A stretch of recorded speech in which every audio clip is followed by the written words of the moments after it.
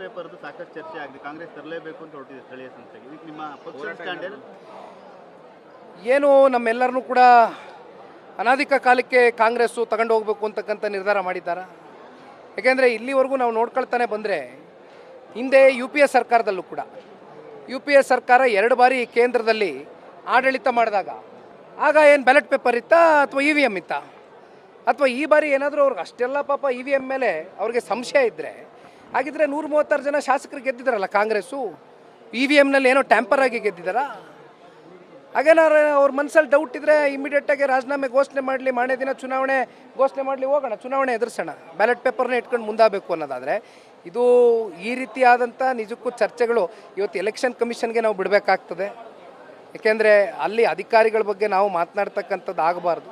ಹಾಗಾಗಿ ಬಟ್ ಇವೆಲ್ಲವೂ ಕೂಡ ನಿಜಕ್ಕೂ ಕೂಡ ಐ ಡೋಂಟ್ ಥಿಂಕ್ ಸೊ ಇದು ಸಮಂಜಸ ಅಲ್ಲ ಇಂಥ ಚರ್ಚೆಗಳು.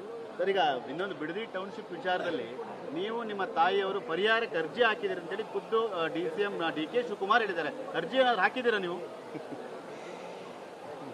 ಈ ರಾಜ್ಯದ ಮಾನ್ಯ ಉಪಮುಖ್ಯಮಂತ್ರಿಗಳಿಗೆ ಯಾವ ಪಾಪ ಅಧಿಕಾರಿ ಅಥವಾ ಆ ಪ್ರಾಧಿಕಾರದ ಯಾವ ಕೆಲವೊಂದಷ್ಟು ವ್ಯಕ್ತಿಗಳು ಅದು ಏನು ತಪ್ಪು ಮಾಹಿತಿ ಕೊಟ್ಟರೋ ಏನೋ ನನಗೆ ಗೊತ್ತಿಲ್ಲ.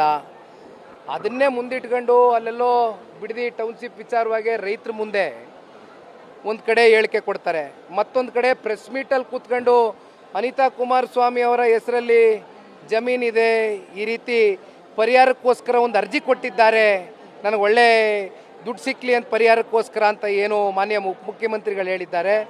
ಉಪಮುಖ್ಯಮಂತ್ರಿಗಳಿಗೆ ನಿಮ್ಮ ಮಾಧ್ಯಮದ ಮೂಲಕ ನಾನು ಸವಾಲನ್ನು ಹಾಕ್ತೇನೆ, ನೇರವಾಗಿ ಅವ್ರಿಗೆ ಸವಾಲನ್ನು ಹಾಕ್ತೇನೆ.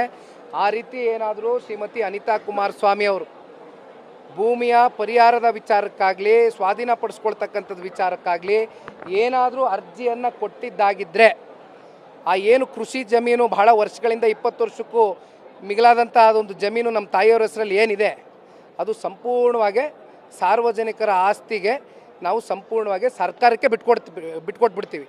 ಅಲ್ಲಿರ್ತಕ್ಕಂಥ ಬಡವರು ರೈತರಿಗೆ ದಾನ ಮಾಡ್ತೀನಿ ಆಸ್ತಿನ. ಆಗ್ಬೋದಾ? ತಿಳ್ಕೊಂಡು ಮಾತಾಡಬೇಕು.